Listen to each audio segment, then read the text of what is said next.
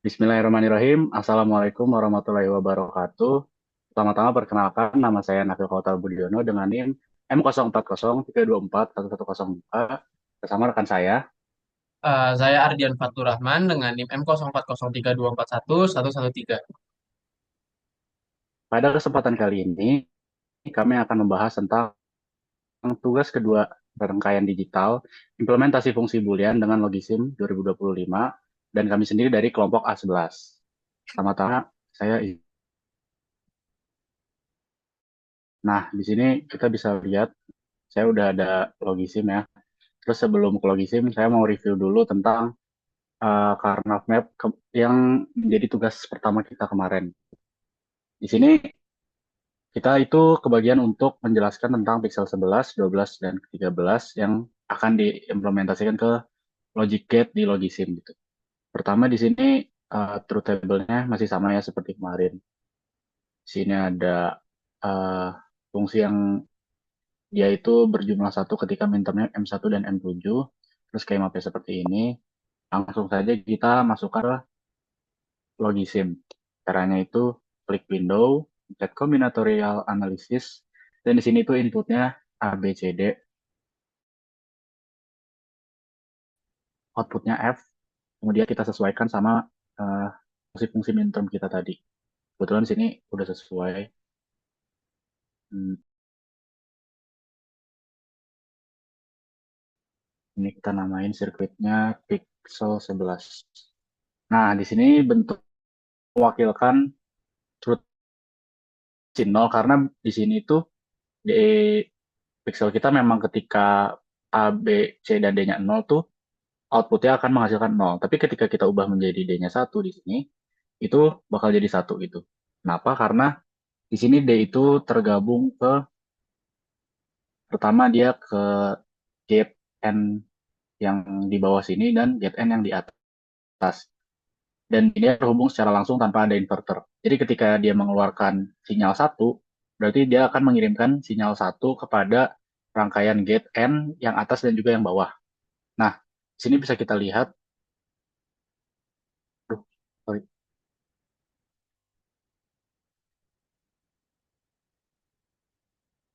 Di sini bisa kita lihat ketika A-nya 0, A0 itu mewakili A di gate N yang atas dan N yang bawah.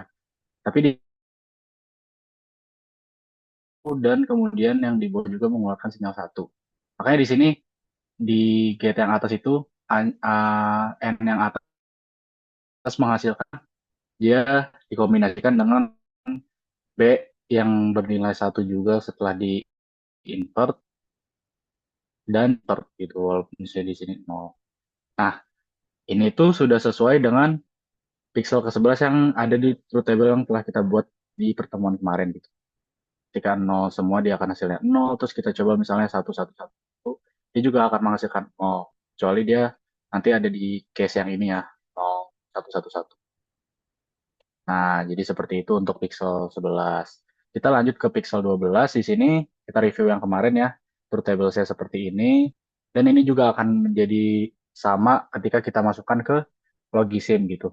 Tapi di sini kesalahan kita kemarin adalah kita nggak ngecek logisim dulu sebelum mencoba pixel ke-12 sehingga pixel 12 kita tuh ada yang keliru gitu ya. Nah, buat logisim pixel ke-12 saya serahkan ke Ardia. Oke, kita langsung masuk aja ke logisimnya. Kita pencet window, combinational analysis. Di sini inputnya kita sesuaikan seperti di truth table, A, B, C, D. Outputnya itu F. Dan tabelnya itu kita sesuai nilai dari F-nya. Misalkan tadi kan sebelumnya nilai ini kan udah X semua. Ini bisa kita ubah dengan klik aja 0, 1, bernilai 1, minterm satunya bernilai 0, minterm 2-nya bernilai 0. Kita sesuaikan seperti di truth table sampai selesai. Terus kita lihat di sini. Nah, ini ada gambar keymap-nya. Ketika keymap kita udah sesuai dengan fungsi kita yang udah juga udah sesuai, ini fungsinya udah sesuai, kita build circuit gitu. Kita namain misalkan pixel 12. Nah, di sini udah sesuai kan? Di sini aku mau ngejelasin. Eh, Contohnya, misalkan di variabelnya ini kan udah sesuai variabel inputnya ada A, B, C, D. Nah, setiap variabel ini tuh bisa melalui sebuah inverter dan tidak melalui inverter. Apa itu inverter sendiri? Jadi inverter itu ada berfungsi sebagai pembalik nilai. Jadi misalkan sebelumnya itu inputnya itu bernilai nol, ketika dia masuk ke dalam inverter, itu lalu dia menjadi bernilai satu gitu. Begitu juga sebaliknya, ketika inputnya bernilai satu, ketika dia melewati inverter, maka dia akan bernilai nol gitu. Langsung aja kita lihat contohnya nih. Misalkan ini nilai A. A ini kan dia ini bisa masuk ke inverter kan. Coba kita pencet misalkan A-nya ini tuh nol gitu. Ketika dia masuk ke nol, ketika dia melewati inverter, dia akan bernilai satu, yaitu garisnya nyala. Ketika A-nya bernilai satu, lalu dia melalui inverter, dia akan bernilai nol gitu. Nah, ketika dia udah melalui inverter, selanjutnya dia itu melalui sebuah gate. Nah, apa sih ini gate berbentuk setengah lingkaran ini? Jadi ini tuh dinamakan sebagai gate N. Tuh. Nah, satu gate N ini tuh mewakili satu produk.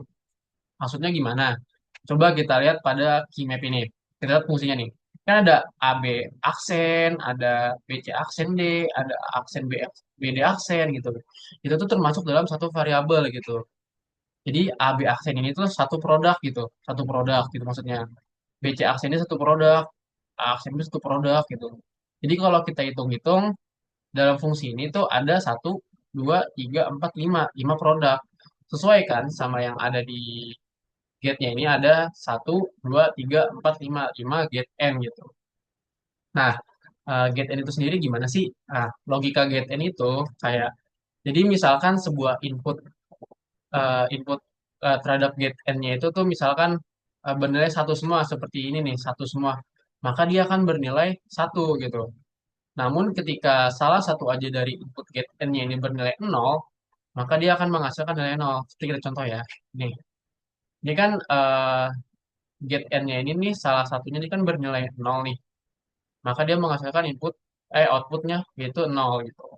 Kalau kita get n ini bernilai inputnya satu semua, dia akan menghasilkan input satu gitu. Seperti logika N yang kita ketahui. Nah, setelah dia masuk ke gate N, dia akan masuk ke dalam gate besar, yaitu gate OR gitu. Gate OR sendiri tuh apa sih gitu? Jadi, tiap keluar dari gate dari suatu produk itu akan masuk ke dalam gate OR gitu.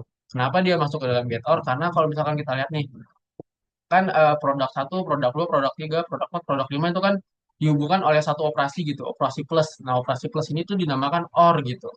Jadi, maka dari itu dia akan melewati get OR untuk menghasilkan outputnya gitu dari fungsi tersebut. Nah, logika get OR sendiri gimana sih? Logika get OR itu kalau misalkan kita eh, salah satu aja dari input OR ini yang bernilai satu, maka dia akan menghasilkan nilai satu gitu. Namun kalau misalkan dia bernilai output inputnya itu input OR itu bernilai nol, maka dia akan menghasilkan nilai nol gitu. Oke. Eh, Langsung aja kita coba ke contohnya ya. Misalkan saya mau nyoba yang minterm satu misalnya minterm satu nih D-nya bernilai satu. Nah, kita lihat nih, minterm satu bernilai nol outputnya. Ah, apa benar? Kita lihat. Nah, kenapa di output akhirnya bernilai nol? Karena output dari get n-nya itu bernilai nol semua, yang dimana output get n itu menjadi input dari OR gitu. Dia bernilai nol semua nih dari produk satu, produk dua, produk tiga, produk empat, produk lima nih menghasilkan nol gitu.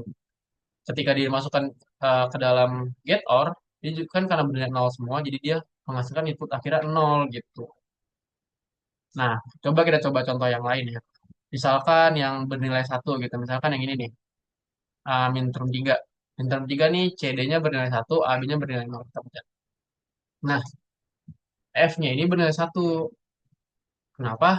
Karena ada salah satu dari get N itu yang menghasilkan satu gitu. Jadi salah satu input dari OR ini tuh bernilai satu gitu. Salah satunya dia bernilai satu. Kalau yang produk satu kan bernilai nol, produk dua ini bernilai satu, ini dia mengeluarkan input satu gitu. Maka karena sesuai logika yang ada, ketika salah satu dari OR ini bernilai satu, maka dia menghasilkan outputnya itu satu. Oke, sekarang kita lanjut ke pixel ke-13. Pixel ke-13 kita dapat truth table seperti ini, lalu kita visualisasikan ke dalam Keymap.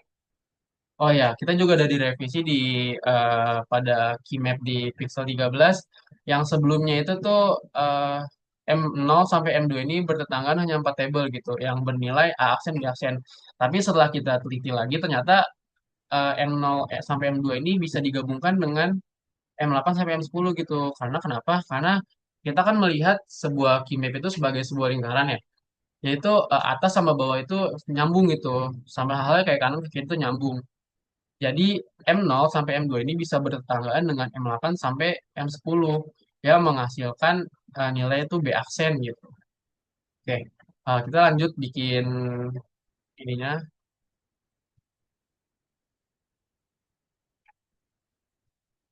Inputnya A, B, C, D, outputnya F, kita bikin tabelnya.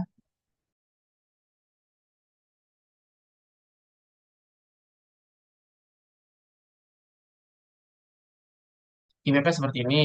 Dan ini udah sesuai dengan fungsinya seperti ini. Ini udah sesuai ya. A plus B aksen plus C aksen D plus C D aksen. Kita build circuit aja langsung. Kita namain so 13. Nah, oke. Nah, di pixel 13 ini tuh ada yang dia itu melewati gate N, ada juga yang langsung ke gate OR gitu. Kenapa?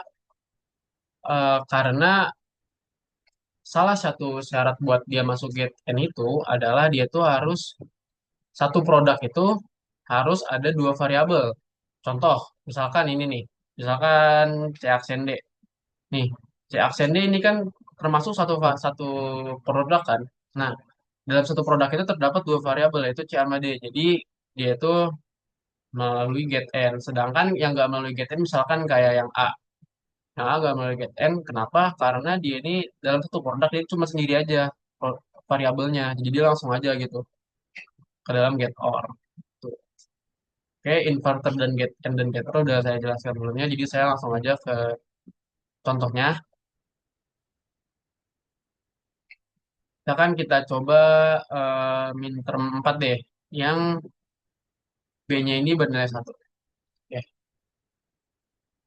Nah, dia ini menghasilkan output nol. Kenapa? Karena dia ini tidak ada input dari get OR itu yang bernilai satu gitu. Jadi input get OR ini bernilai nol semua yang menghasilkan outputnya nol gitu. Kita lihat yang A. Yang A bernilai nol. Itu kalau melalui garis dia langsung ke get OR tanpa inverter gitu. Jadi dia langsung bernilai nol gitu. Bernilai nol. Terus yang get B ya, yang get B itu bernilai satu. Tapi dia tuh ketemu inverter yang mana itu inverter sendiri berfungsi sebagai membalikan sebuah nilai yang awalnya bernilai satu menjadi bernilai nol gitu. Nah, sedangkan yang get C ini juga, nah yang get C ini dia melalui dua buah get N kan, yang mana salah satu gate-nya itu ada inverternya gitu membalikan sebuah nilai seperti itu. Nah, eh, ini udah, terus kita coba lagi contoh yang lain ya. Kita coba yang minterm satu deh, minterm satu kita coba dia ini dia-nya bernilai satu. Nah, nah, kenapa dia ini output akhirnya bernilai satu? Karena ada salah satu atau lebih input get OR yang bernilai satu gitu. Kita lihat nih input dari awalan yang B kan awalan nol. Dia karena diinverterin jadi dia bernilai satu gitu. Yang misalkan inputnya satu dari situ aja sebenarnya sudah bisa gitu. Dia bernilai satu. Terus kita lihat ini garis ini garis D ini bernilai satu. Lalu di get N yang pertama dia ini bernilai satu. Jadi jadi menghasilkan outputnya satu karena salah satu aja input dari get OR itu dapat bernilai satu gitu. Oke, oke sekian saja presentasi dari kelompok kami. Mohon lebihnya mohon maaf. Wassalamualaikum warahmatullahi wabarakatuh.